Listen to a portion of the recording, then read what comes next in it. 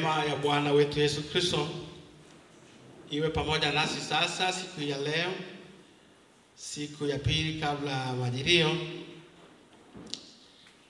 na siku ya kujiandaa kwa hukumu. Neno letu la leo toka Injili ya Mathayo mtakatifu sura ile ya 13 mstari wa 47 hadi ule wa 50. Neno linasema, tena ufalme wa mbinguni unafanana na juya lililotupwa baharini, likakusanya samaki wa kila aina, hata lipojaa wakalivuta pwani. Wakaketi wakakusanyika, wakakusanya walio wema vyomboni, bali walio wabaya wakawatupa. Ndivyo itakavyokuwa katika mwisho wa dunia. Malaika watatokea, watawatenga waovu na wabaya, ili wenye haki waovu na wenye haki, na kuwatupa katika tanuru la moto. Ndipo kutakapokuwepo kilio na kusaga meno. Mheshimiwa Baba Askofu Dr. Frederick Yonaeli Shaw, mkuu wa Dayosisi ya Kaskazini, msaidizi wa askofu Mchungaji Deogratius John Msanya, mkuu wa jimbo hili la Hai Mchungaji Binieli Mario, mchungaji wa usharika huu, wachungaji wote wa jimbo hili mliopo hapa, lakini pia Wakristo wote wa usharika huu, na wasalimu katika jina la Yesu. Amen. Napenda ni waletee salamu toka dayosisi yangu, dayosisi mkoani Mara, kama ambavyo Baba Askofu amesema kwamba nimetokea Musoma, dayosisi mkoani Mara. Bwana Yesu asifiwe. Lakini neno letu tunasema tujiandae kwa hukumu. Unajua kuhukumiwa ni kazi ngumu sana. Sijui kama mmewahi kuona mtu anahukumiwa aidha mahakamani, maana mbinguni huko hatujaenda, hatujaona Mungu anahukumuje, lakini hapa duniani inawezekana tumeshaona. Bwana Yesu asifiwe. Mimi nimewahi kwenda kusikiliza vesi mbalimbali mahakamani. Sijui kwa nini nilivutwa kwenda kusikiliza pale, lakini wakati ule kabla sijawa mchungaji, kuna rafiki yangu alikamatwaga, akaambiwa ameiba, lakini akapelekwa polisi, baadaye akapelekwa mahakamani. Sasa nikataka kwenda kusikiliza wanamhukumuje. Na alipofika mahakamani, alipoulizwa kama ameiba, alikataa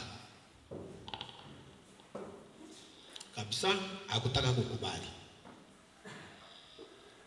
Alipopata dhamana, nikamuuliza, bwana, mbona uliiba? Kukubali? Akasema, mahakamani ukikubali wanakufunga siku hiyo hiyo. Wewe kataa.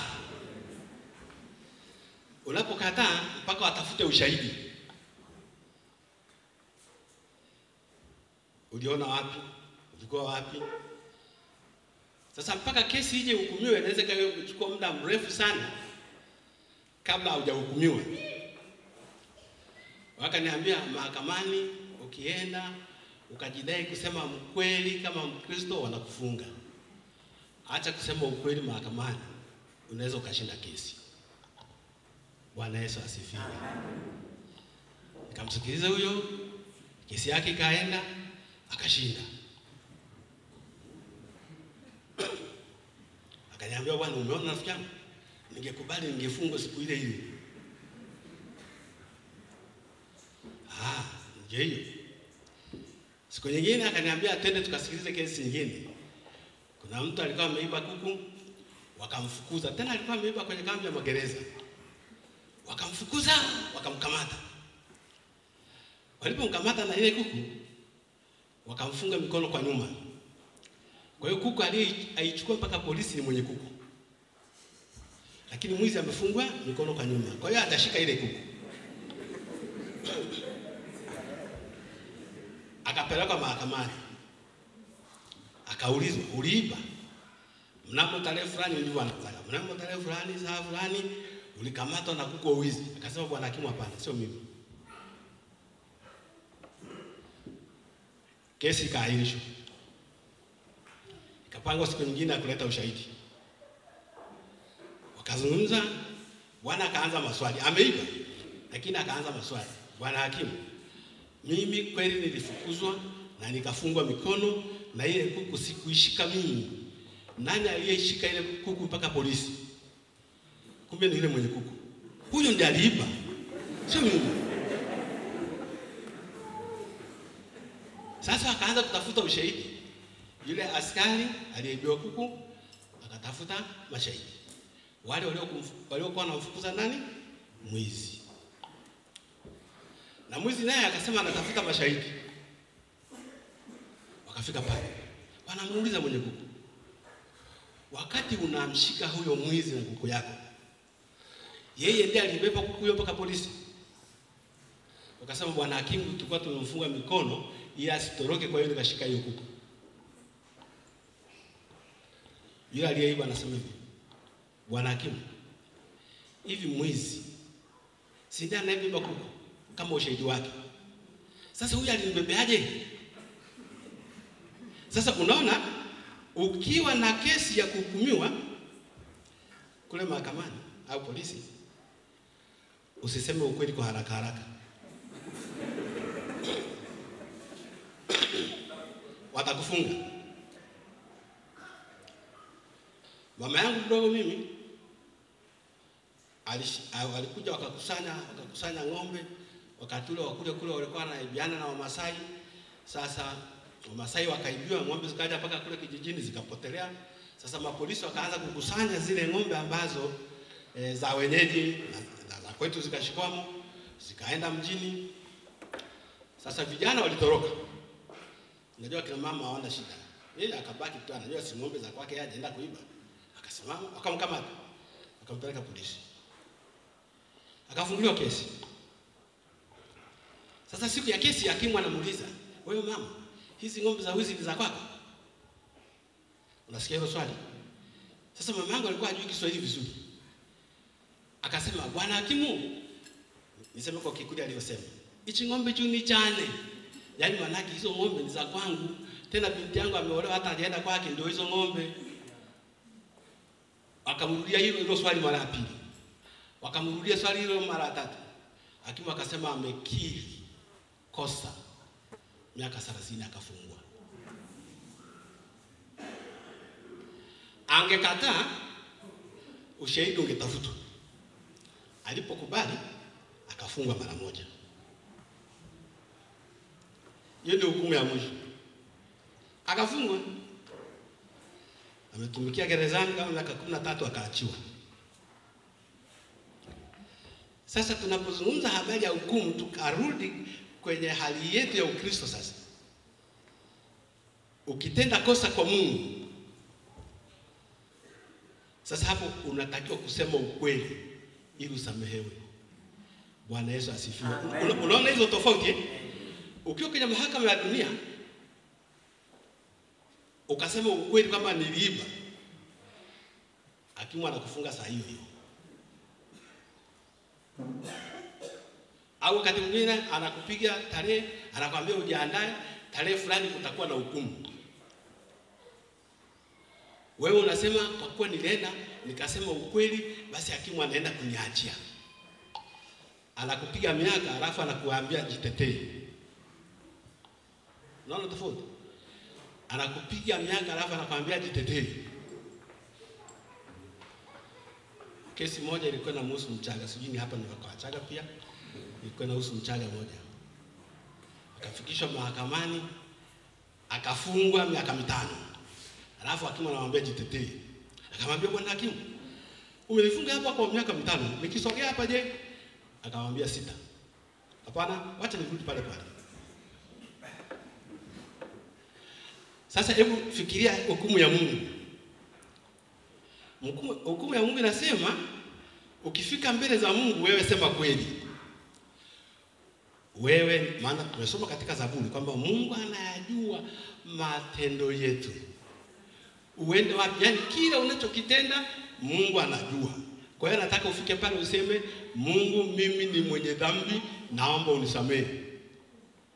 Mungu anasamehe saa hiyo. Bwana Yesu asifiwe. Sasa ni nani umweleze ukweli? Mungu au hakimu? Bwana Yesu asifiwe. Mungu unatakiwa umweleze ukweli, maana ukimweleza ukweli, hukumu yake tena akasema nisamehe, anakusamehe. Bwana Yesu asifiwe.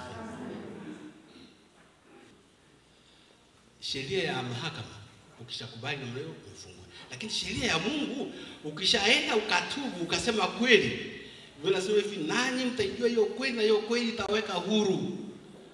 Anasema hivyo Yohana 8:32.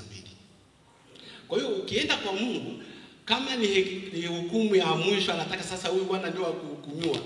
Wewe ukafika pale ukapiga magoti ukasema, Bwana, usinihukumu, mimi ni mwenye dhambi. Hiyo hukumu yako inaahirishwa. Anakupa muda mwingine wa kujitengeneza.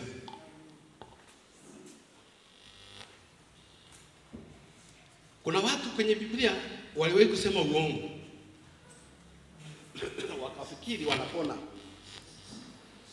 Hao walikuwa ni akina Anania na Safira. Wamepatana vizuri kwamba wanaenda kuuza lile shamba na zile fedha zote watazipeleka.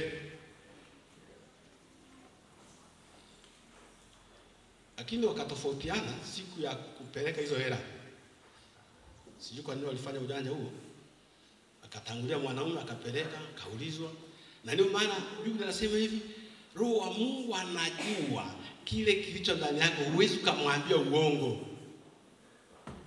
Hivi unaweza kusema hujaiba na umeiba na Roho amekuona? Hapa duniani sisi tunaweza tukajificha tukafanya lolote. Lakini Roho wa Mungu je, utajificha? Anasema anakuona hata ukiwa ufunguni. Niende wapi nijifiche na uso wako? Nipande kitandani au kuzimu? Anasema nakuona. Wewe nenda tuseme ukweli. Bwana Mungu, mimi nimefanya hiki na hiki na hiki. Hukumu itakuwa ndio kwako. Tunaona Anania anafika pale anasema uongo, anasema hii ndio tumeuza. Anasema mbona unamdanganya Roho Mtakatifu? Ya kifo kikaja pale. Akaja na mke wake hajui kilichotendeka, naye akasema uongo, naye akafa, hiyo familia ikaishi. Lakini habari ya leo nasema tujilinde. Yaani ujilinde na hukumu ya mwisho. Sasa unajilindaje? Na kila siku tunatenda dhambi. Na Biblia inasema tukisema hatuna dhambi tunajidanganya wenyewe. Kwa hiyo wote tumekuja hapa leo, jana tumetenda dhambi. Kila mtu anajua rohoni mwake na Mungu anajua. Akipitisha hukumu leo, inawezekana tukahukumiwa sana. Anasema tujilinde na hukumu ya mwisho. Ndipo sasa tutakuja habari ya leo, anasema huyu mvua samaki akaenda akatupa juu ya mle kwenye bahari. Lengo lake ni kutafuta samaki. Na sijui kama alifikiri mle baharini kuna wabaya na wazuri, yeye akatupa tu. Ukafika muda akajua hapa nimenasa. Na unajua ukinasa kwenye mtego wako, ukiushika tu yule utikisa, unagundua kwamba kuna kitu kizito. Bwana Yesu asifiwe. Kuna mtu amewahi kuvua mtoni au kwenye vibwabwa hivi akaenda kuvua samaki? Mimi niliwahi kwenda, lakini kwa kutumia ndoano. Ukiweka chambo kwenye ndoano, ukaitupa kwenye maji, na kuna kanani fulani tunakaweka juu ya ile kamba, kanaelea. Sasa tukiona kanavutwa kwenda ndani, tunajua tumekamata. Na ili ushike lazima utoe ile ndoano kwa nguvu. Unafurahia kama umeshika. Wala siku nilikuwa na hamu na samaki. Mimi nikaenda, kuna hizi mumi zenye ndevu vitu tunafuaga kwenye mito.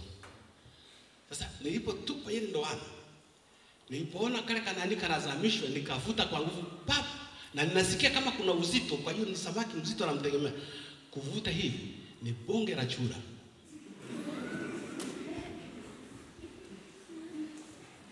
Sasa ni jinsi gani nishike chura nimtoe kwenye ndoano?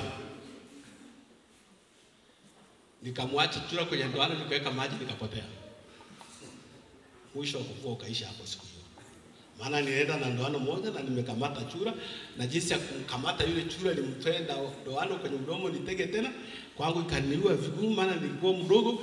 Nikaachana na huyo chura na ndoano kaacha hapo. Sasa huyu ametupa juu ya ni kubwa, ameliingiza mle ndani. Akalishika akaona kwa hili nzito, akalikokota paka nje. Kufika nje, amekamata samaki wa aina nyingi. Mimi nashangaa, Biblia inasema hivi, wabaya na wazuri. Sasa sijui kwa nini wote walitoa samaki alafu wakaitwa wabaya. Alafu akasema hivi, akaanza kuwachambua. Alafu nilifikiri angekuwa mwenye huruma, wale wabaya angewarudisha majini ili waishi. Lakini hakuwarudisha huko, akawatupa nje. Manake na wenyewe wakafia huko. Lakini wale wazuri akawachukua kuuza, labda akawachukua kule kabisa.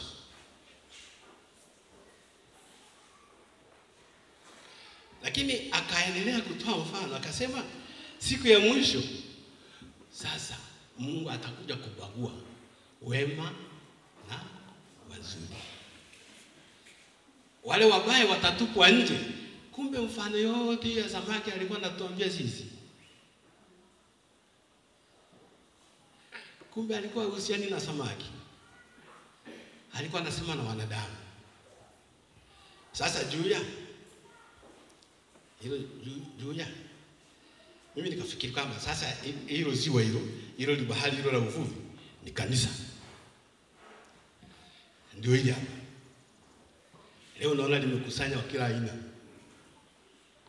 Bwana Yesu asifiwe. Leo limekusanya kila aina. Wengine wamekuja leo kuangalia jinsi kanisa linafunguliwa. Hongereni sana. Wengine wamesikia askofu anakuja, wakasema wacha tuende tukaangalie. Wameingia kwenye bahari humo, lakini mvuvi amekuja. Bwana Yesu asifiwe. Amekuja na neno. Hilo ndio juu analitupa humo ndani leo. Alafu analitikisa aone, akaunda limejaa. Sasa fikiria kama ningekuja mvuvi leo, nimetupa humo ndani wote mejaa namna hiyo, alafu na wakokota nikikisha pale nje na kuambia wewe umekuja tu kwa ajili ya ufunguzi leo, kaa kule. Wewe inaonekana wewe una ubaya kanisani, kaa kule. Wewe inaonekana ndio unasumbua mchungaji, kaa kule. Wewe inaonekana wakati tunajenga ili kanisa ulikuwa utoi michango, kaa kule. Wewe inawezekana wakati tunapiga rangi ukukubali, kaa kule. Lakini wewe inaonekana ulikuwa mtu mzuri, ulikuwa unamazisha watu, kaa huku. Inaonekana wewe ulikuwa unamsaidia mchungaji kazi za kanisa, kaa huku. Wewe mtu unayepiga kinanda na praise, inawezekana kuna siku nyingine unafunga mitambo isisikike, kaa huku. Yaani angechambua kweli kweli na anakupa sifa kukuchambua. Sasa Biblia ikutuonyesha katika lile juu ni samaki wangapi walikuwa wazima. Lakini akasema alichagua wazuri akawaweka huku, wabaya akawaweka huku. Mwisho wa habari yake. Lakini lengo kubwa ni kwamba sisi tujiandae kwenye hukumu ya mwisho. Sasa unajiandaaje? Unajiandaaje kuingia kwenye hiyo hukumu? Na unajua ipi?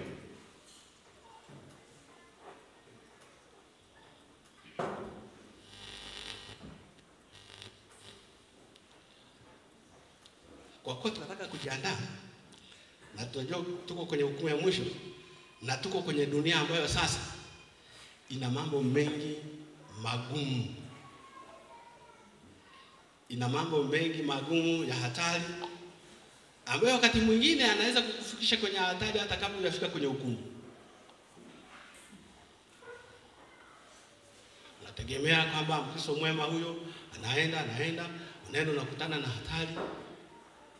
Kabla hujaenda kukutana na Yesu, ukutana na hatari ya dunia, imekuondoa hata kabla hujatubu. Kumbe ili tujiandae na hii hukumu, kila wakati tunatakiwa kutubu. Tunatakiwa kusamehewa. Bwana Yesu asifiwe. Unatakiwa kutubu, unatakiwa kusamehewa. Jamani, ile kesi yangu ya bia huwa inanifundisha sana kuomba msamaha kila wakati. Yaani inanifundisha nikikukosea, nikigundua nimekukosea, nashuka chini na kuomba msamaha. Bwana nisamehe. Ukitangazia msamaha na furahi. Maana najua hilo sasa limenipita. Kwa hiyo usikae na kung'ang'ana wakati unajiandaa kwenye hukumu ya mwisho ukafikiri wewe ni mwenye haki. Ukafikiri mimi si niko kwenye hii bahari hili, kuna juu linakuja kukokota. Alafu unaenda mbele ya Mungu huna cha kujitetea. Na uzuri Bwana, siku ya mwisho ikifika, huwezi kujitetea. Ni wachache sana anayeweza kujitetea siku ya mwisho. Kama yule mwizi pale msalabani. Yeye alipata neema tu. Akajitetea hapo, akaweza kumdharau yule mwenzake anasema vibaya juu ya Yesu. Yesu akagundua huyu bwana naona ametetea maisha yangu, nafia msalabani kwa ajili yake, akamwambia leo hii utakuwa nami huko peponi. Wewe unaweza kupata bahati hii? Kwa hiyo tunapojiandaa kwa ajili ya hukumu ya mwisho, wapendwa, tusiwe na visingizio. Kimbia kwa Yesu. Mwambie Yesu, unajua hukumu yako ipo, lakini mtenda dhambi nisamehe. Kwenye hukumu ya mwisho, unamuona huyo. Kumbe unaweza kutembea na mtu ukafikiri ni mwenye dhambi, kumbe mwenzako alishaomba msamaha, unamuona huyo. Yesu anamwambia kaa kwangu kulia. Kuna mtu anakaa kanisani anafikiri yeye ni yeye. Anafikiri yeye ni yeye. Akiona anaimba sana anafikiri mimi hukumu ya Mungu imeshanipita. Akiona Mungu amempa kipao fulani kanisani anasema mimi hapa sina shida. Lakini ukimulika na ile tochi ya Mungu hivi, ndani, utakuta ni mtu wa ajabu sana. Samaki yule mbaya ametolewa. Na kwa bahati mbaya, kama binadamu, watu wao wanatujua. Ukiwaambia watu wakueleze, wanakueleza hata jinsi ulivyobebewa mimba. Kuna wengine wamebebewa mimba tayari na watu wanajua. Ila wataki kukuambia tu maana wanajua. Tayari utakimbia kwa Mungu na atakusamehe. Kwa hiyo juu ya hukumu ya mwisho, wapenda, sisi tujiandae kukutana na Bwana Yesu. Na tumwambie sisi tumekuja kwako, sisi tu wenye dhambi, tunaomba utusamehe. Sasa kwa Mungu ndipo hakuna uongo. Huwezi kwenda kujitetea kwa Mungu ukasema uongo. Unaweza kumwambia Mungu mimi kama yule Farisayo alivyoenda kwa Yesu anamwambia anatoa sadaka anasema mimi sio kama huyu. Unaona alijihakikisha uzima. Kwenye hukumu alifikiri hawezi kuwekwa, akasema mimi sio kama huyu. Mimi natoa sadaka. Naenda kwenye maombi. Mimi ni mwana praise. Si mimi ni nani? Mimi kwaya. Na zile nyimbo zote tumeimba wiki hii mimi ndio nimetunga.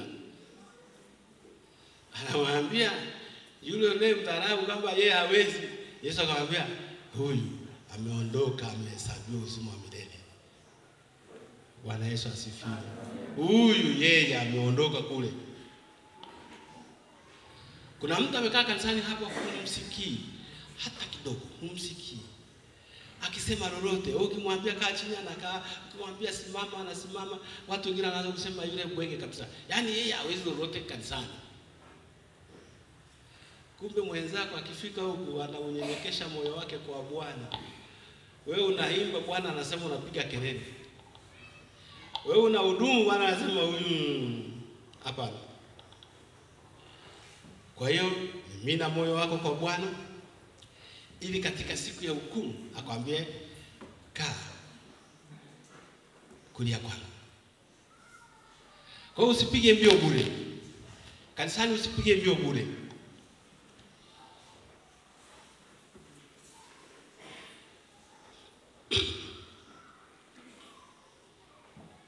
Maisha yako yatafikia ukuu ya mwisho na ukafurahia kwa sababu utakuwa unamfahamu Yesu. Kwa sababu utakuwa umekaa karibu na Yesu. Yesu anasema, tazama nabisha mlango. Mtu akisikia sauti yangu akafungua, nitaingia na mimi nitakaa naye na mimi nitakula naye. Unaonaje? Katika huyo hukumu wewe ukakaa na Yesu, umefungua mlango unakaa na yeye. Ukisikia lakini uzuri neno la Mungu linapita kama yule mtegaji wa samaki. Yeye anatupa tu. Anasema neno la Mungu ni mbegu, linatupa tu. Akasema zingine kwenye miiba zinakuwa ziendelei, zingine njiani zinaokotwa na ndege, zinakanyaga na watu. Lakini ni wewe umo kanisani. Neno la Mungu kila siku linatupa. Hivi kama watu wangesikia, hapo ndio unaweza kugundua kwamba sisi sote tu wenye dhambi. Kama watu wangesikia leo tukahubiri wote hawa mkabadilika, mkamjua Yesu, mkatubu, una haja kuja kanisani? Kufanya nini? Si tungeenda kutafuta, tungesaidiana na wewe tukatafuta wengine waje. Lakini inawezekana wewe ndio unasababisha mwingine asije. Samaki wabaya katikati ya mtumbwi, katikati ya kuvuliwa.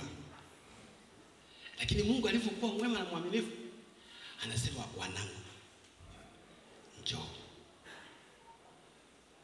Anatuja tu wabaya kabisa, lakini anatusaidia kuwa wavuvi wa watu. Tunavua, anakuja. Lakini ubaya ni ule wa kuchambuliwa. Kama wana, unajua Biblia ukisoma kuna mahali pengine anasema waacha ngano na magugu vikoe pamoja. Huyo hakuwa na haja ya kuchambua. Uwe mwizi, uwe mzinzi, uwe nani, twende tu tuwe huko kanisani. Lakini anasema hivi siku ya mwisho Bwana wa mavuno atachagua. Bwana Yesu asifiwe. Bwana Yesu asifiwe. Shika neno na wewe utaishi. Tubu na wewe hutahukumiwa vibaya. Si ndio tubu na wewe hutahukumiwa vibaya. Ukitubu, Bwana ni mwenye huruma. Saa hiyo hiyo hukumu yako ni ya kuachiliwa huru. Haina upelelezi, haina mashahidi. Mashahidi ni yeye mwenyewe. Anakuona, anakujua. Tena nasema hivi hata kiungo kwenye mwili wako anakijua. Kwa hiyo akikuhukumu ni kwa haki. Hakupi miaka mingi kwa sababu umekosa sana. Hukumu yake ni moja tu. Umefanya vizuri hapa, umefanya vibaya hapa. Nimaliza. Anasema jiandae kwa kukimbia maovu, kumwamini Yesu Kristo, kutubu dhambi. Warumi 14 mstari wa 11 anasema kwa kuwa imeandikwa, kama niishivyo anena Bwana, kila wakati goti litapigwa mbele zangu na kila ulimi utamkiri Mungu.